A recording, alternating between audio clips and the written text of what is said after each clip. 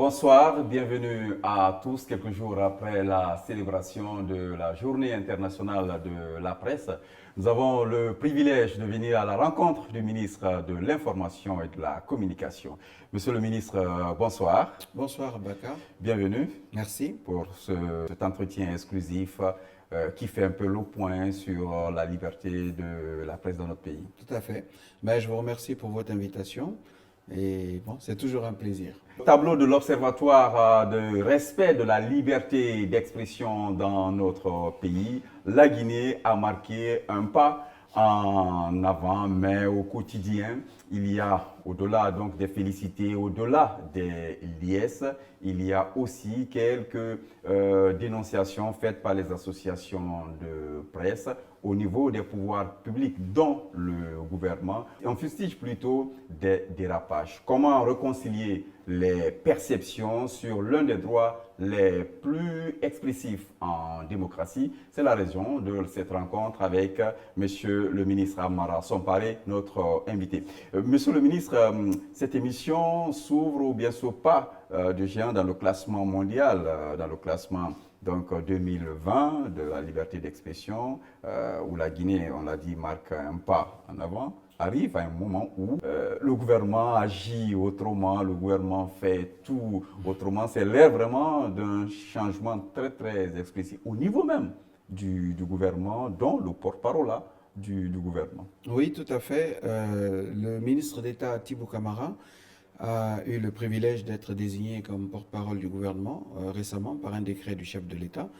Et je pense qu'avec toute la qualité qui est la sienne, aussi bien en tant qu'orateur, mais aussi en tant que communicant, il pourra officier en tant que porte-parole du gouvernement à la satisfaction de tout le monde et on lui souhaite bon vent dans cette nouvelle tâche.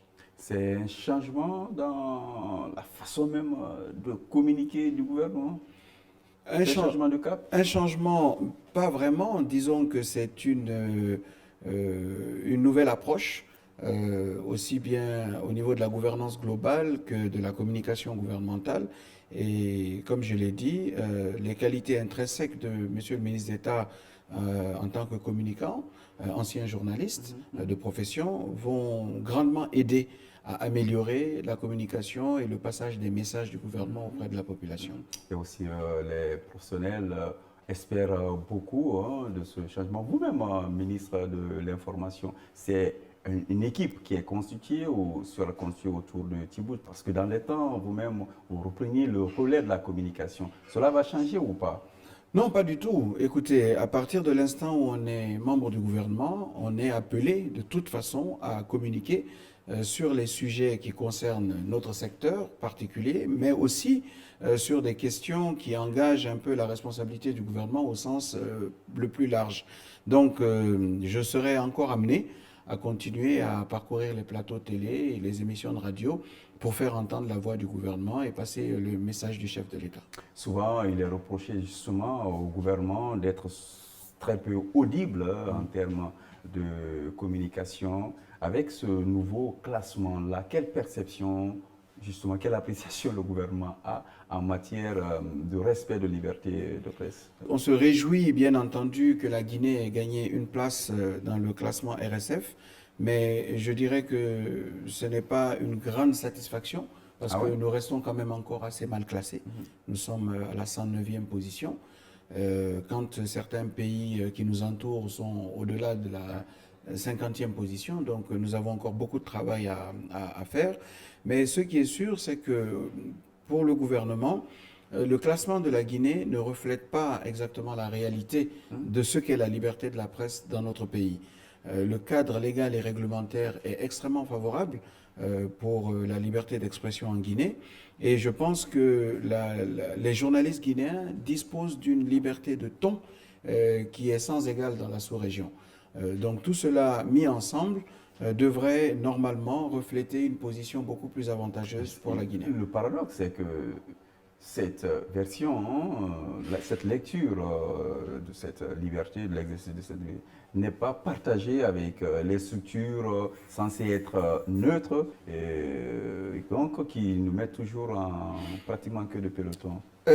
En ce qui concerne RSF, puisqu'il s'agit de cette organisation, elle base son jugement sur des informations qui lui sont remontées à partir du pays par le représentant local et je crois par un panel qui est constitué de représentants de la société civile, de patrons de presse, etc.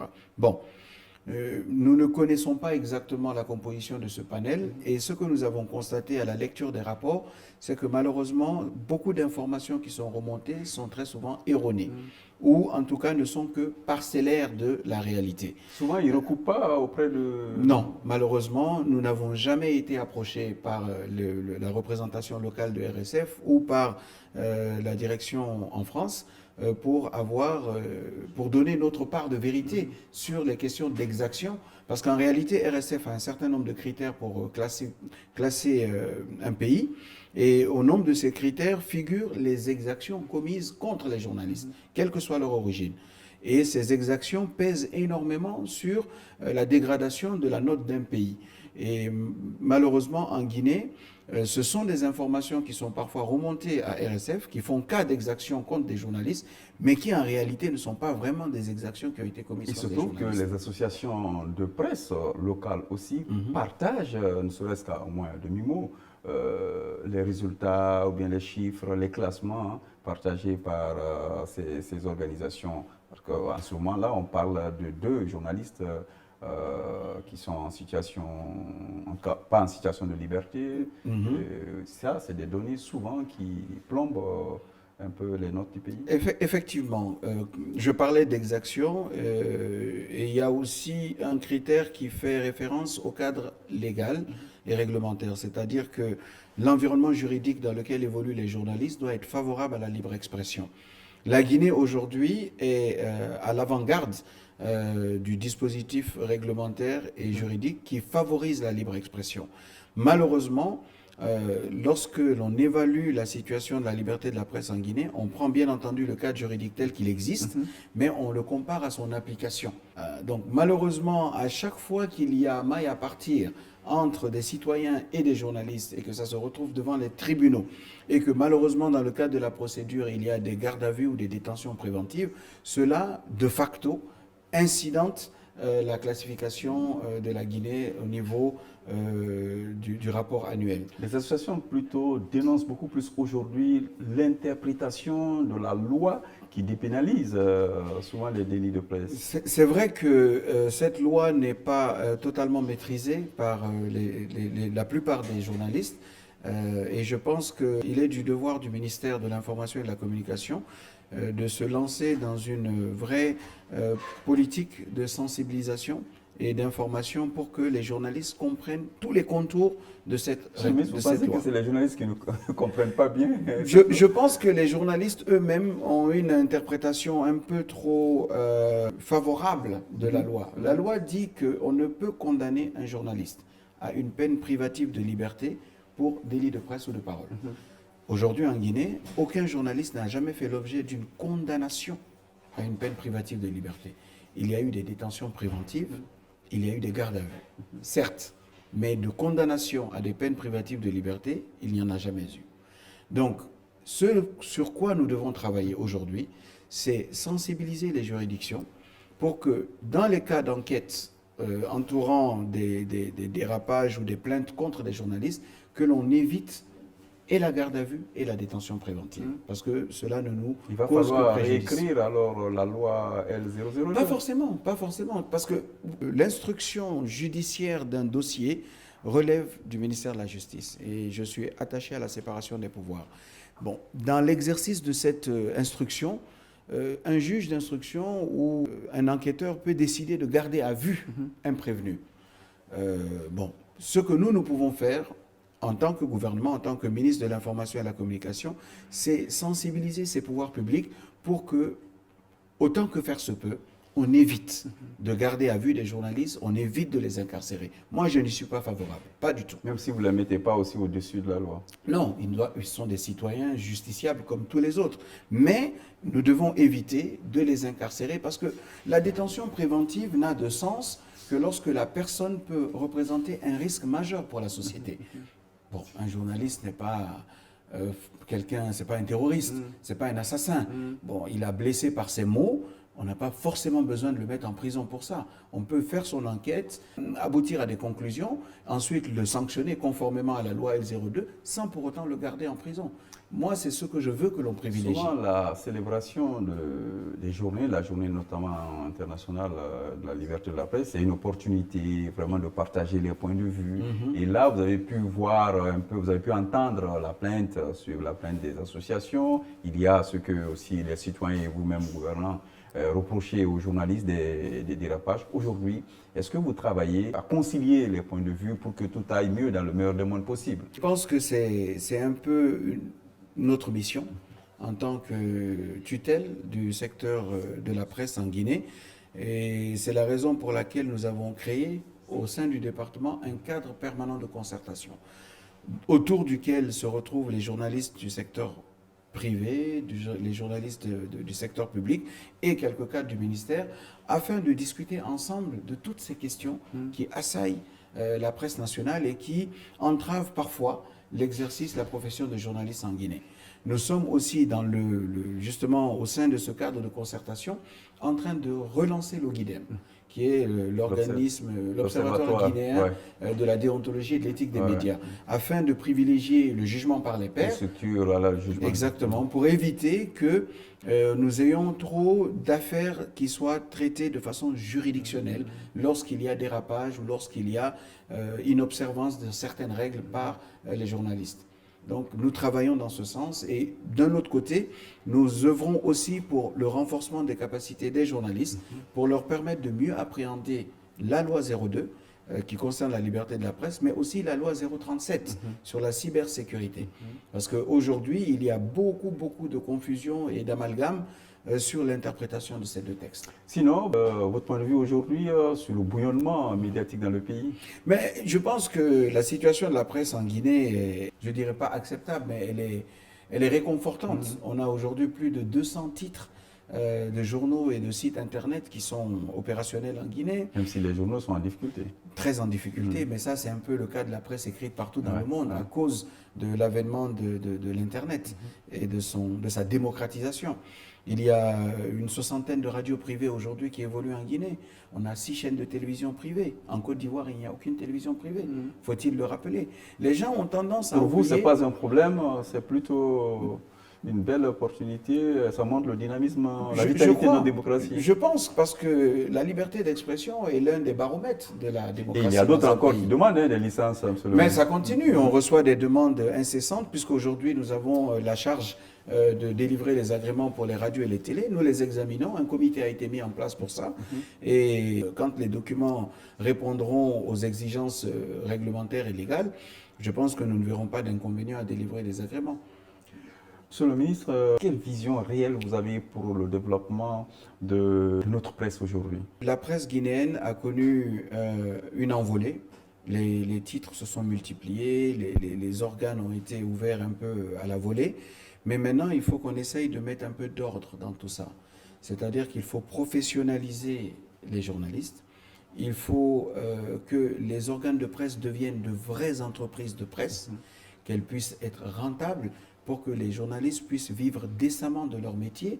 Il faut aussi qu'on sorte la plupart des journalistes de la précarité dans laquelle ils se trouvent.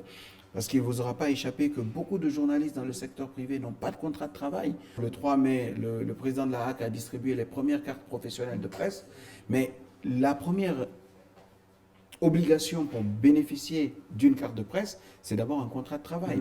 Donc si les journalistes ne bénéficient pas de contrat de travail, comment veut-on qu'ils puissent être identifiés en tant que journalistes à travers une carte professionnelle de presse?